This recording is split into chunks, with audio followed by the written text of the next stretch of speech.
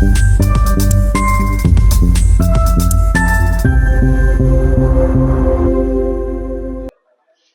Morning all of you. आज का topic है आपका, हमने फर्स्ट वाली वीडियो में पढ़ा था कि पर्सनालिटी होती क्या है।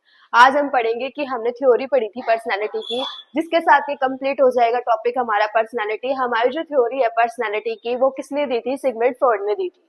जो हमारी साइको एनालिटिक थ्योरी है वहां से हमारी थ्योरियां स्टार्ट होती है, जिसमें सबसे पहले किसने गिवन की थी? स्क्वायर फ्रेड ने। उसके बाद जो हमारी साइको एनालिटिक थ्योरी है इसको हमने 3 पार्ट्स के अंदर डिवाइड किया है। हमारी पर्सनालिटी के हिसाब से हमारी पर्सनालिटी पहले होती है, पर्सनालिटी के अकॉर्डिंग होती है हमारी थ्योरी। सेकंड उसने दी थी टोपोग्राफी ऑफ माइंड के अकॉर्डिंग, और थर्ड उसने दी है psycho social stage of development के अकॉर्डिंग। तो सबसे पहले हम पर्सनालिटी के अकॉर्डिंग पढ़ते हैं। पर्सनालिटी के अकॉर्डिंग हमने 3 टाइप की पढ़ी थी, id, ego and super ego. ये तीनों चीजें हम पढ़ते हैं। ईड का मतलब क्या होता है? वो चीजें जो बाय बर्थ हमारे अंदर डेवलप होती है, ठीक है, जिस चीज में हम क्या करते हैं, रियलिटी पे वो चीजें बेस्ड होती है। ईगो जो होती है वो हमें सेकेंडली अडल्ट के अंदर आती है, जब हम कुछ अपनी लाइफ में अचीव कर लेते हैं तब। थर्ड जो होती है सुपर ईगो। सुपर ईगो क्या होती है? हमारी जो रिचुअल्स चीजें होती हैं या फिर हमारे जो मोरल्स होते हैं उन पर डिपेंड होती है। मोरल्स का मतलब क्या? जिन चीजों को देखकर हम क्या करते हैं, सीखते हैं। थर्ड हमारी topography of mind. Topography of mind के अकॉर्डिंग भी हमारी 3 टाइप की होती है, अनकॉन्शियस, सबकॉन्शियस और कॉन्शियस माइंड। 3 तरह का होता है। एक कॉन्शियस माइंड जो होता है वो क्या होता है? जिसमें हम टाइम, पर्सन एंड प्लेस के अकॉर्डिंग क्या होते हैं, अवेयरनेस होते हैं।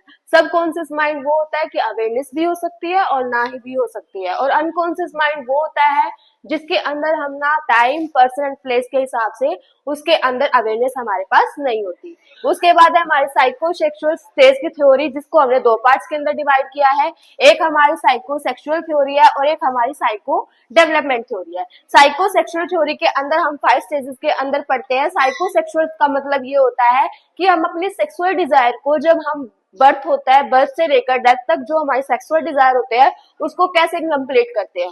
साइको सेक्सुअल स्टेज के अंदर सबसे पहली स्टेज आती है हमारी ओरल स्टेज। ओरल स्टेज कब स्टार्ट होती है? बर्थ से लेकर 1 ईयर तक रहती है। और इसमें जो बच्चा होता है वो अपनी जो सेक्सुअल प्लीजर होता है या फिर सेक्सुअल जो डिजायर होता है उसको कहां से कंप्लीट करता है? By oral. ओरल का मतलब सकिंग करेगा और बाय माउथ के थ्रू वो क्या करेगा? सेक्सुअल डिजायर को कंप्लीट करने की कोशिश करेगा। सेकंड क्या होती है? हमारी एनल स्टेज। और एनल स्टेज कब डेवलप होती है? 1 से 3 साल के बच्चे में। और इसमें हम क्या करते हैं? टॉयलेट ट्रेनिंग जो होती है वो बच्चे को प्रोवाइड करते हैं। और इसमें जो बच्चा होता है उसका जो मोस्ट सेंसिटिव एरिया होता है वो कौन सा पार्ट होता है? एनस होता है। थर्ड हमारी कौन सी स्टेज होती है? फीलिंग स्टेज होती है। फीलिंग स्टेज के अंदर जो बच्चा होता है अपनी सेक्सुअल डिजायर को अपोजिट सेक्स से क्या करने की कोशिश करता है? फुलफिल करने की कोशिश करता है, जिसमें हम क्या करेंगे? पहले ओडिपल और सेकंड हमारा क्या होता है? इलेक्ट्रा।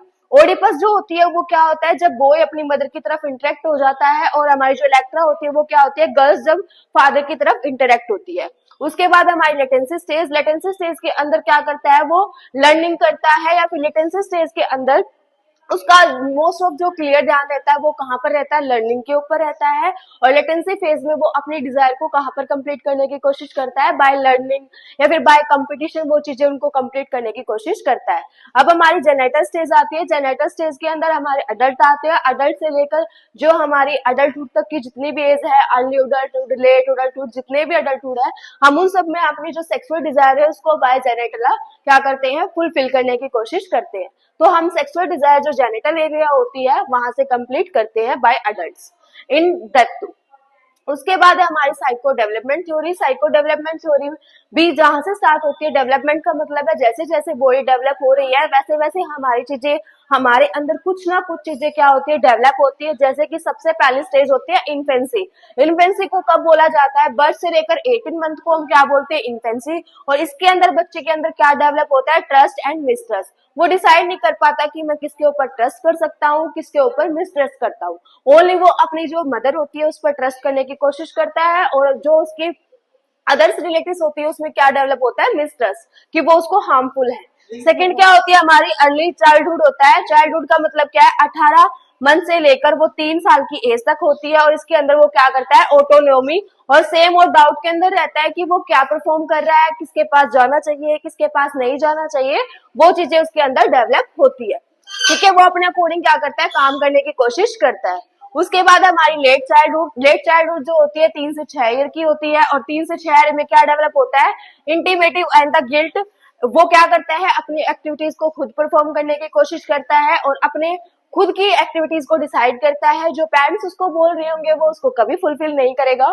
उसके बाद हमारी क्या होती है फोर्थ स्टेज। फोर्थ स्टेज के अंदर क्या आती है स्कूल एज। स्कूल एज जो कब होती है 6 से 12-12 की होती है। 6 to 12 की जो एज होती है उसको हम क्या बोलते हैं स्कूल एज बोलते हैं।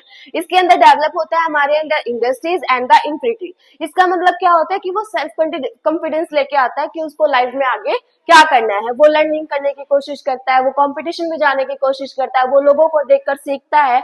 तो उसको हम क्या बोलते हैं स्कूल एज के अंदर इंडस्ट्रीज एंड इंफर्टिलिटी। उसके बाद हमारी एडोलसेंट एज आती है। एडोलसेंट एज जो होती है वो 12 से 20 ईयर तक की एज होती है। इस एज के बारे में वो क्या रहता है आइडेंटिटी वेज रोल कंफ्यूजन। उसको नहीं पता कि लाइफ में उसको क्या करना है। वो एक गोल सेट करता है कि उसको अपनी लाइफ में क्या करना है। ठीक है, तो उसका मतलब वो क्या करता है अपनी कुछ आइडेंटिटी बनाने की कोशिश करता है और अपने रोल कंफ्यूजन में रहता है कि मैं क्या हूँ और क्या नहीं। उसके बाद हमारे अडल्ट आते हैं। अडल्ट के अंदर क्या डेवलप होता है इंटीमेंसी एंड द आइसोलेशन। वो अपने आप को आइसोलेट कर लेते हैं और लाइफ में कुछ ना कुछ अचीव करने की कोशिश करता है। अडल्ट जो होते हैं वो क्या करते हैं जनरेटिव और द स्टिंगेशन होता है। स्टिंगेशन का मतलब क्या है, वो अपने आप को सेपरेट कर लेते हैं लोगों से और अपनी लाइफ की जितनी भी एक्टिविटीज है उनको वो फुलफिल कर चुके हैं। उन्हें पता चल चुका है उन्होंने लाइफ में क्या अचीव किया था। अपनी फ्यूचर एक्टिविटीज के बारे में वो ध्यान देंगे। उसके बाद हमारी लास्ट स्टेज आती है ओल्ड एज। ओल्ड एज के अंदर वो क्या करता है रिव्यू करता है कि उसने अपनी लाइफ में क्या पॉजिटिव चीजें की हैं, क्या नेगेटिव एक्टिविटीज की है, क्या नेगेटिव इवेंट्स है, क्या पॉजिटिव इवेंट्स है। और वो क्या करता है सेपरेट हो जाता है सबसे और ओनली किस पे गॉड पर बिलीव करना स्टार्ट कर देता है। उसके बाद ये हमारी थ्योरी थी किसकी पर्सनैलिटी की। हमारे कुछ फैक्टर्स भी होते हैं जो कि पर्सनैलिटी को अफेक्ट करते हैं। सबसे पहला फैक्टर होता है हमारा एनवायरमेंट। जैसा हमारा एनवायरमेंट होता है वैसे हमारी पर्सनालिटी बन जाती है। तो ये क्या होती है हमारी कहीं ना कहीं एनवायरमेंट भी क्या करता है हमारी पर्सनालिटी को अफेक्ट करता है। उसके बाद हमारी फैमिली हिस्ट्री। जैसे हमारी फैमिली की हिस्ट्री रही है पर्सनालिटी की वैसे ही हम क्या कर लेते हैं गिव अप कर लेते हैं। सेकेंड हमारा लाइफ स्टाइल देखकर ही हम क्या कर देते हैं लोगों को पर्सनालिटी के साथ जज कर देते हैं। तो हमारा जो लाइफ स्टाइल होता है वो भी कहीं ना कहीं क्या करता है पर्सनालिटी को अफेक्ट करता है। उसके बाद है हमारी हेरिडिटरी।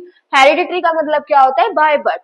जैसे हमारे बर्थ से हमें देख रहे हैं लोगों की पर्सनैलिटी देख रहे हैं अपने पेरेंट्स की देख रहे हैं वैसे हम क्या कर लेते हैं अचीव कर लेते हैं। इसके साथ आपका ये टॉपिक फिनिश होता है पर्सनैलिटी।